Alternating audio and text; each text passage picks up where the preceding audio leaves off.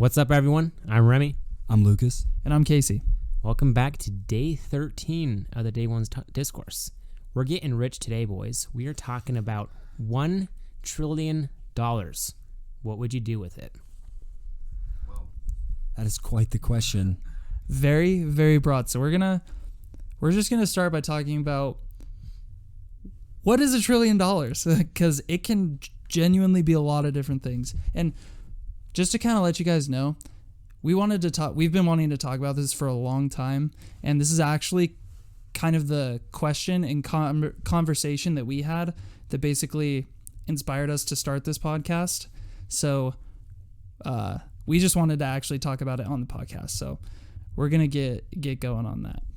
Yeah, so if you think about it, just to give you an example of what $1 trillion is, you can give, let me think, 1 billion people $1 million, and that would be, 1 billion people $1,000. Yeah. So 1/7 of the planet, you can give $1,000. You can give 1 trillion people $6 billion. Hey, I'm just saying, it's a lot of money. Or if you could keep a city of 1 million people and you can pay them $100,000 a year. That's insane. That's just for perspective. I mean, and now imagine having all that money to yourself. And that's the whole question.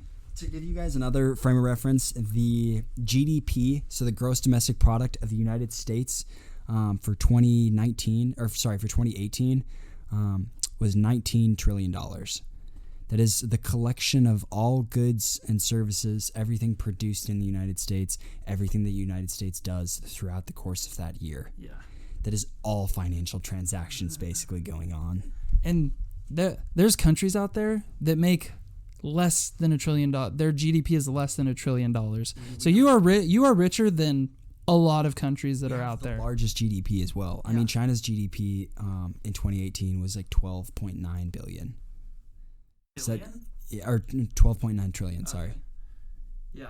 So I mean you're gonna have to hire a team of people to keep track of all that money, because it's honestly incredible. I mean, you could literally change the entire economy of any country in the world with that much amount of money. If you just sank all of that immediately into an economy, it would just ruin it. Oh, yeah, you'd cripple the economy instantly. Yep. So with this $1 trillion, it's just appearing. You suddenly have access to it, right? Mm-hmm. But how do we have access to it? So probably just a bank. Right. Bank? How would a bank be able to have $1 trillion? No, I'm actually legitimately asking this because I there's no bank that's going to be able to have $1 trillion deposit. Okay. It's going to absolutely break the banking system. A bank is created just for you that someone puts $1 trillion in. Yeah. It's just there, okay? It's not a part of the national banking system or anything. It's just $1 trillion that you can swipe your card and money will leave your $1 trillion. You're given a card, there's $1 trillion somewhere, you swipe it, $1 trillion goes. I think the better question is, would this massive influx of cash affect currency altogether, wherever you are? I mean, it depends on like kind of how slowly you leak it into the economy type of thing, because obviously it's instantly gonna, like, if you were to leak it all at once, depending on what currency it's given in, that's basically the equivalency of like flooding the market. So you just get mass inflation that results as part of it. Yeah. It's basically the equivalency of like printing money. Yeah, so I mean, if you're, a semi-responsible person and use your money wisely, I don't think it would have that big of an impact on the economy. Yeah. I think that's if you are doing virtually nothing with your money. Mm-hmm. Like, I mean, say you're taking a conservative estimate, and I know Remy, you're very like business investor minded. You would obviously want to be investing your money. You're investing your money. Let's say you want to invest just a very minor portion of it, just a tiny little $1 billion. You invest $1 billion in the stock market, you will absolutely shift everything that's going on. Let me just real quick stop you there. if I have $1 trillion, there is zero reasons for me to invest money. I already have more money than the top 100 people alive have money. There's no point in me investing. I have all the money I could ever need. So I wouldn't be investing it into it. I would be buying and donating. I 100% agree with Remy. I don't see any need to make more money when I have all the money I could ever need. I mean, yeah, you can invest in other people and help other people out, but I don't think the goal is to invest to make more money for yourself, because you have $1 trillion. My point is just to try and keep that amount of money stable, basically. Because my point is, if all of a sudden, like, you have to remember, if you all of a sudden unleash $1 trillion into any asset, like into any faction of the United States, you unleashed it into the banking system, you unleash it into any of the financial trade system, anything into any of those aspects, it will instantly cripple the effects of that system, and then it will just cause mass inflation. Like, if all of a sudden you did those things. So my thought process was to try and keep your $1 trillion still staying like worth something. You see, like, you invest it. That was my thought. Well, then the whole idea was you don't put any money into the banking system. You don't put any money into the trade stuff. You don't invest any money, and your money will hold value. Yeah, that's fair. If you're willing to, like, not spend it. Well, you could still spend it. Like, you can buy a company. You can buy houses. You can buy cars. You can donate money to charities. You can cause change in the world too, and people do spend millions of dollars on stuff. Like, for instance, if you're looking at someone donating $1 million, Elon Musk donated $1 million to the Team Trees, and he just wrote a check, sent it off. People do that. I don't think, if you're spending $1 million a day, for however many days, it would be 100,000 days, 1 million days, Something. Yeah. 1 million days. I mean, it wouldn't. I don't think if you were doing that change, you could still spend your money. And if you think about spending $1 million a day, right? You're spending more. That's ridiculous. If you're spending more money than most people will make in their lifetime. So I think that if you're relatively smart about what you're doing and relatively conscious of not spending too much. I mean, it's still going to be hard to spend $1 million a day because that's a lot of money. I don't think you'd be crippling the economy. I mean, just putting that into perspective. Yeah, I think if we're talking about immediate issues when you get this $1 trillion, I think security is probably one of the biggest things, because if we're going off like this, whatever bank or institution that's holding your money exists when this money appears, then you're gonna have to deal with people finding you and coming after you, possibly, whether it be legally or illegally. So you're gonna have a security issue that you need to deal with immediately. Oh, yeah. To protect you and your money. You will instantly be the most wanted man in the world. Yeah. To give you a frame of reference, Remy, what you were talking about when you said you could spend $1 million a day for 100,000 days. If we got $1 trillion right now at this point in our lives, and we expect to live to around the age of like 85-ish, you can spend roughly $42 million a day. Oh my gosh. That's unreal. $42 million. That is ridiculous. So, I mean, yeah, if you think about that, you're not going to be spending enough money at one time. I mean, you shouldn't be spending that much money at one time. We'll know. So, that's fine. Anyway, what I would do first is, I agree with Casey, get some sort of security, a group of lawyers, a group of someone to get my back on absolutely everything. And then enhanced cybersecurity and physical security. I mean, you have so much money that also a living will, because there's no way the government's going to get my money. True. Yeah, and I mean, when it comes to figuring out like a financial team or a legal team, I think the scale of that needs to be kind of addressed, because that's huge. $1 trillion. I mean, how like do either of you know like the net worth of Amazon or Alibaba? Well, if you can look that up, but those companies have big legal teams, guaranteed. And if they're even a fraction of 160 billion for Amazon. See, that's almost a tenth. That's a little over a tenth. 16% of $1 trillion. And they have massive legal teams protecting them from all these issues that they're encountering. Just absolutely massive. I mean, they have legal teams for every single branch of their corporation. That's the crazy thing. I mean, if you look at Google, they've got massive legal teams for every single division of their corporation, and then financial teams managing the money for every single facet of that corporation, as well as accountants that are managing every single category of that corporation as well.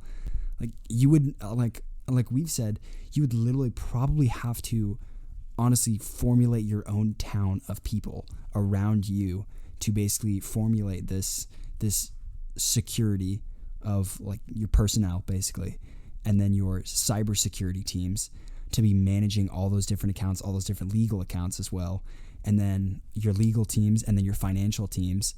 All of those, I mean, you'd want all of them in fairly close proximity to yourself. So I would honestly create like my own little city. Well, yeah, it goes back to you can hire 1 million people, pay them $100,000, which is more than the average person makes in a year. You can pay them that for 10 years, and that's $1 trillion. And you don't even need 1 million people working for you. So you think about if you have 100,000 people and you pay them $100,000, and that's all the people you have working for you for your legal, financial, physical security, that's still a lot of people. So I think this kind of begs the question, with this money, would you ever use external services from other companies, or would you just source from within? Would you just hire people from like individual people, buy them out of their company, say, hey, I'm going to pay you this much money to do this for me? Or would you get services from other companies? See, the issue with that for me is loyalty. Because if I'm buying from someone else saying, hey, they're paying you this much, I'll give you more to work for me. Well, then someone else can pay them more than I'm paying them and buy them from me. So then I would honestly try to get go look at people who just graduated college looking for jobs, that are like the best of what they're doing, and offer them a job. Because then you're getting young people, you're getting people who understand things, who are smart relatively, and you're getting people who you can build a good loyalty with, and people that will only have worked with you. So, yeah, that's actually a really good idea. I didn't really think about that. And the vice versa, if you're only hiring guys that are straight out of college type of thing, how are you going to have any management? Like a lot of these guys are going to come out of college, even if you're pulling Harvard business students, not really knowing how real like huge companies work in terms of like an actual financial team or a legal team or something along those lines, with no experience in the field. Well, someone had to start doing it at some point. I would say that these people would probably be smart enough to figure it out. I'm paying them the money to figure it out. See, I wouldn't be so concerned about loyalty that I couldn't hire a manager from somewhere else. I mean, it's nice to have a baseline, and it's nice to have these new people that are going to be loyal to you. But you're going to need experienced people to start, because you can't just expect all these graduates and people who haven't had the experience yet to be able to manage your $1 trillion legally and financially. So that's a fair point. So I think, initially I'd probably hire some people that have the necessary experience, and I'd try to find people that aren't already affiliated with the company as much as possible, that have really good. And honestly, I would be the one doing most of the interviews on probably a lot of the people. I don't think I'd hire out interviewers, just because I think I'm pretty paranoid in that way, at least. I mean, I just got dropped. It's all your own finances. I know, yeah. It's mine, so I figure I should be the one figuring out who's going to be in charge of it. Yeah. So Do you want to say something? Oh, I was just going to say, I think right off the bat, what I would do, honestly, is I would set up my own little, like I was saying, a town full of myself, all of my relatives, all of my friends that I've basically come upon in my life that I'm close to, that I care about, all of their relatives, and then all of whoever is important to those people in their life. Create this own little self-sustaining town, give everyone their own respective job type of thing. And honestly, I would probably just ask people kind of like what they're passionate about and then try and find some type of nonprofit work that would benefit them and then have them try and research how we can make an impact on that. Because I think that'd be super cool. You have your own little tiny functioning town that's basically like a self-sustaining nonprofit type of thing. And then you've got your legal team that lives there as well. You give everyone a house, a Tesla, all that kind of stuff. Yeah, so that's kind of what I was gonna ask. Like, your money. So now your money's safe, your money's managed. What's your first move? So I think that's a really good idea. I think that's a good idea, but I don't know if that would be my first move because it's gonna take a while to be able to do all of that and stuff like that. I mean, eventually, yes, that would be 100% what I do. But I think my first thing is I would 100% want to start some sort of company, And then once I have that company going, that's when I build a little town around that company. So, say we got the $1 trillion right now, like where we are right now. Would you continue with like your education, or would you stop everything you're doing and start what we've been talking about? I do probably continue. I'd finish my undergrad for sure. I think having some sort of degree is important. And then I would just go on. I wouldn't go for grad school. There would be no need to. Because I could do what I'm passionate about, which is writing, reading books, and having a bookstore and doing space stuff. And I can be like Elon Musk and have a space company and have an impact in space without ever having to get a graduate degree. So, yeah. What about you? How do you? Well, I get just to play devil's advocate. How do you?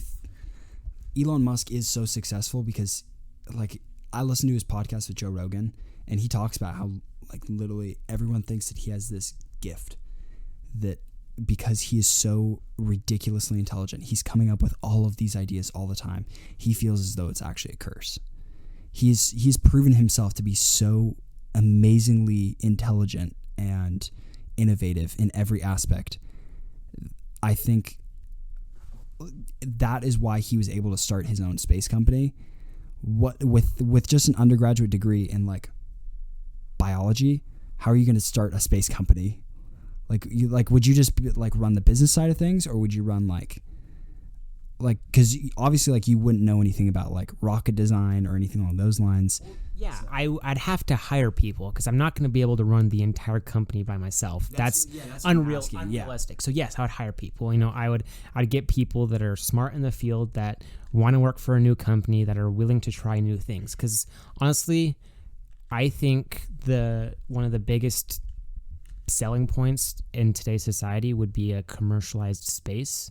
And so like doing space hotels, imagine if you could pay $100,000 and you can spend a week in space in a space hotel. I think lots of people would do that. And so I think that would be kind of a really cool idea. I don't know how I'd get there, but I'd have the money to be able to get there and hire people to figure out how we get there. Yeah. Excuse me. Kind of going back to the question, I don't think I'd keep going with school just because I don't think I would necessarily need it. You're going to be hiring accountants anyways. Yeah. And I think I know enough at this point not to be manipulated by people, at least at the minimum, not to be manipulated by people into losing my money or doing something stupid. So I don't think I would keep going with school just because it's not something I'm extremely passionate about, but I would definitely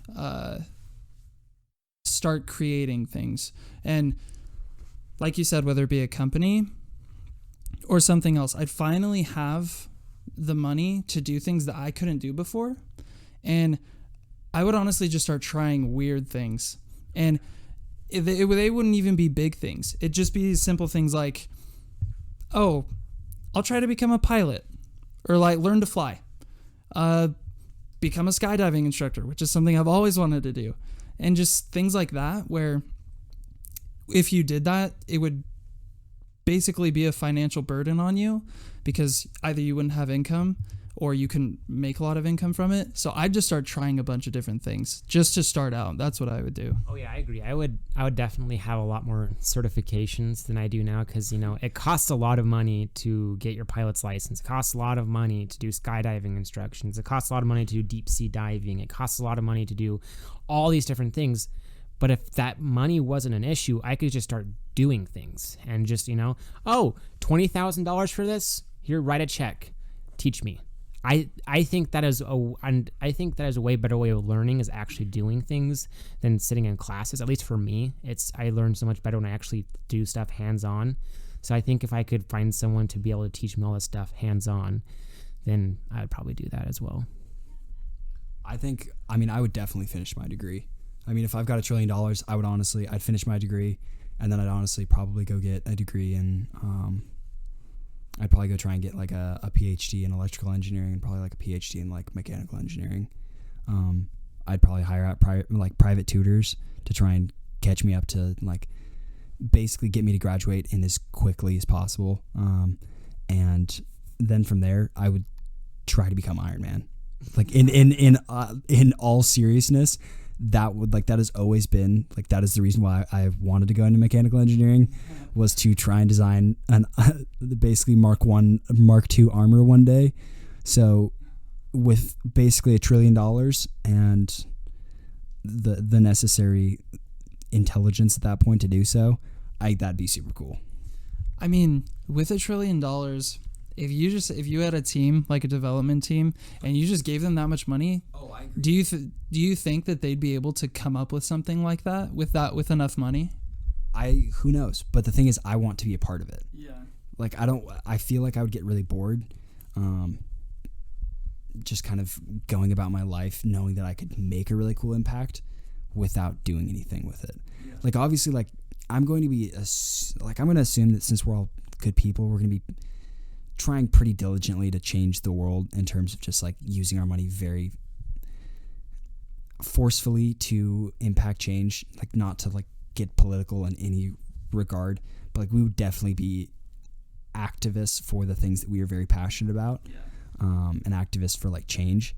But beyond that, I think it'd be cool to like we've talked about, go redo my own little van, go buy one of those Mercedes Sprinter vans, do all the woodwork on the inside, and then go travel around the United States and hit all the ski slopes and hit all the nicest mountain biking parks and go hit skate parks and all that kind of stuff. So I think what I would do initially is I would live life, go do fun things, do the Sprinter van, go across the United States, ski, mountain bike, do all these kind of things, go watch those football game and an NFL football game, do all those things that, I haven't done and won't be able to do for a long time. And then, 5-10 years when I'm starting to get older and I'm starting to, that's when I think, during all that time, I will be putting money into the charities I think are very necessary. But then after I've lived my life, I think that's the point that I would start really being a change. And I understand a lot of stuff has to happen now, otherwise it's going to be too late. And I recognize that, and I would do my part in that kind of stuff. But I also want to live my life before it's too late. Yeah, I completely agree. I think initially, for me, it's about having experiences, doing new stuff, and all these other things like creating companies or inventing things, trying new things. I'd want that to come a little later. And I want to do it while my brain is young and malleable, while I'm still intelligent, before I forget all my wits. Well, yeah, but I don't know. I agree with Casey. I think I'd want to travel the world because that would have a better idea of what is wrong. And, I can see poverty for what it is. Because in the United States, poverty's bad, but it's not as bad as it is elsewhere. And I can see global climate change, and I can see how bad things are. And then I can say from there what I feel most passionate about. Until I have had all those experiences, until I have lived my life, I can't say what to me is going to cause the greatest change. I can agree. It's hard to support things that you don't see the results for, or you don't see the impact that it truly has on it. And especially when it comes to charitable things, I think it's really important to go and see what you're donating to firsthand, or understand what you're donating to firsthand. And I think that seeing it is probably the best way to understand it. And like you said, going around, getting a feel for what's wrong is one of the best things that you can do to actually understand everything that you want to donate to or change. And that in turn can literally, especially with that amount of money, change the world. So, yeah. So I got a question for you guys. Would you still fly in public planes, or would you get your own plane and fly around? Private plane, duh. Yeah, that's like that's nothing in the bank. I just do that. It'd make everything a lot easier. But I think I'd still fly public. Really? I don't. It's such a security risk. What do you mean it's a security risk? I mean, if you're flying first class, it's not that big of a deal.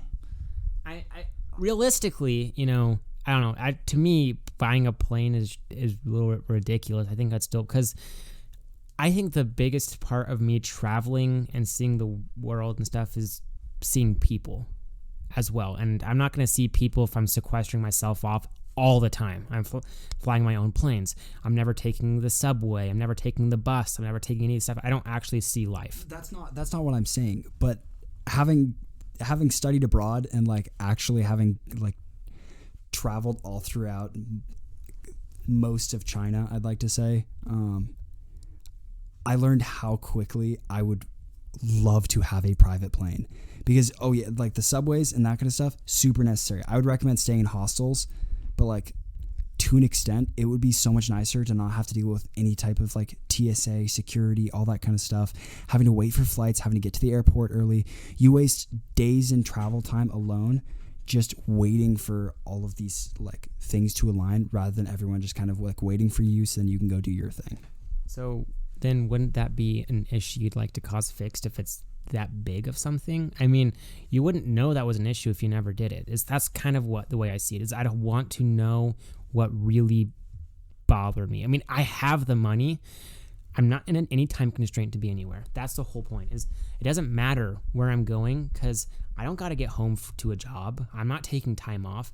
This is literally me living my life. And I'm not going to be able to see the world as it is if I'm getting shortcuts. I think that there is a certain boundary that you hit, especially when if we're talking specifically about travel and especially airports, planes, there's a boundary you hit because there are laws. There's certain things that you can't do, and trying to improve the travel process is something that you might be able to minorly improve with more efficient processes at airports and within companies. That's not something that you do. That's something that's enforced by policy. That's what I'm saying, is you can't change something that's regulated by laws or agencies. So there is a certain boundary that you'll hit with things that you're trying to do, but there are certain things that you can affect more so than others. But yeah, I think that's probably a good place to end right here. We're going to talk about this for sure in a later episode, fairly soon. So tune in for that, and we'll move on to our song recommendations for today. All right, so my song recommendation for today is Make You Feel Pretty by Lovely the Band. I love Lovely the Band, and I think they make really good music. I think today I'm going to recommend, I don't know if I've recommended it. I don't think I have. It's called Honeydew by You haven't done that yet. Rococo Disco. It'll be in the description if you don't know how to spell it, but it's a really good song. It's good. Alrighty. And then the song that I am going to pick this week. Oh, I'll do Paradox by Jaymes Young. I just love Jaymes Young, and that's a really good one. All right, guys. We'll see you next time. We'll be doing a part 2 of this in the future, probably a few weeks from now.